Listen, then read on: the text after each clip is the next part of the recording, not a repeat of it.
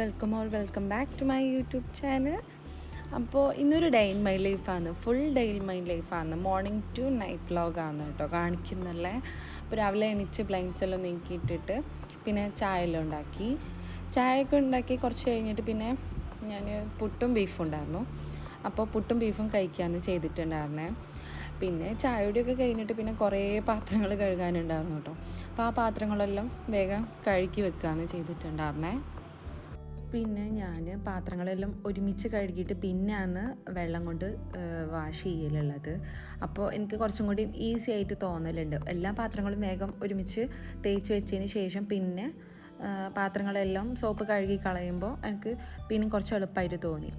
പിന്നെ ഞാൻ കുറച്ച് പയർ മുറിക്കാനുണ്ടായിരുന്നു. അപ്പോൾ ഫസ്റ്റ് ഞാൻ കൈ കൊണ്ട് പൊട്ടിച്ചു. പിന്നെ പൊട്ടിച്ചിട്ടും തീരാഞ്ഞിട്ട് ഞാൻ പിന്നെ കത്തിയും കൊണ്ട് മുറിക്കാമെന്ന് ചെയ്തിട്ടുണ്ടായിരുന്നേ. അപ്പോൾ ഇന്ന് പൊതിച്ചോറ് ഉണ്ടാക്കാമെന്ന് വിചാരിച്ചിട്ടാണ് ഇതെല്ലാം ചെയ്യണേ.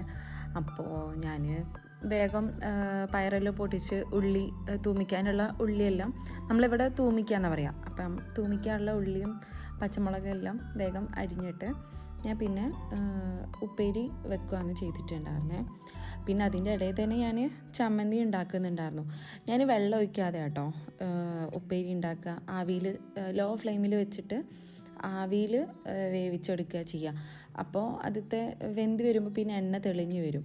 അപ്പോൾ ഞാൻ അതിൽ ഇച്ചിരി മുളകും പൊടി ഇടും അഡീഷണലായിട്ട്. എനിക്ക് അതിൻ്റെ അങ്ങനെ ഒരു മെഴുക്ക് വരട്ടി പോലുള്ള അങ്ങനെ ഇഷ്ടമുള്ളത്. അപ്പോൾ ഞാൻ അങ്ങനെയാണ് ചെയ്തിട്ടുണ്ടായിരുന്നത്. പിന്നെ ഞാൻ ഉപ്പേരി വെക്കുന്നതിൻ്റെ ഇടയിൽ തന്നെ ഞാൻ ചമ്മന്തിയും ഉണ്ടാക്കിയിട്ടുണ്ടായിരുന്നു കേട്ടോ.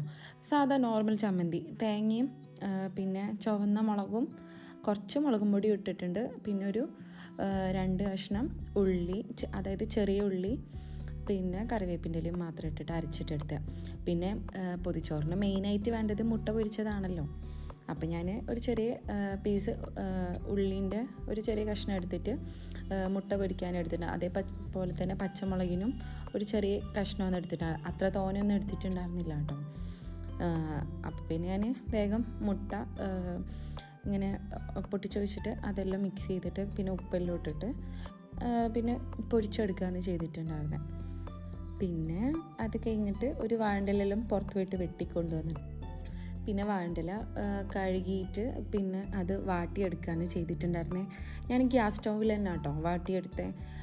പിന്നെ ഉപ്പ ഗ്യാസ് സ്റ്റൗവിൽ പൗഡർ ഇട്ടിട്ടുണ്ടായിരുന്നു. ഉപ്പ എന്തോ വീഡിയോ കണ്ടിട്ടാണ് അത് ഇട്ടിട്ടുണ്ടായിരുന്നത്. എന്തിനാണെന്ന് എനിക്കും അറിയില്ല കറക്റ്റ്.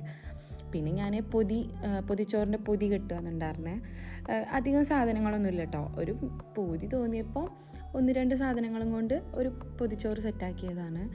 മീൻ വറുത്തതെല്ലാം ഉണ്ടായിരുന്നു. പക്ഷെ എനിക്ക് മീനിനോട് അത്ര താല്പര്യമില്ലാത്തതിനെ കൊണ്ട് ഞാൻ അങ്ങനെ കഴിക്കാതിരിക്കുകയൊന്നുമില്ല. പക്ഷെ എനിക്ക് അത്ര ഇഷ്ടമൊന്നുമല്ല.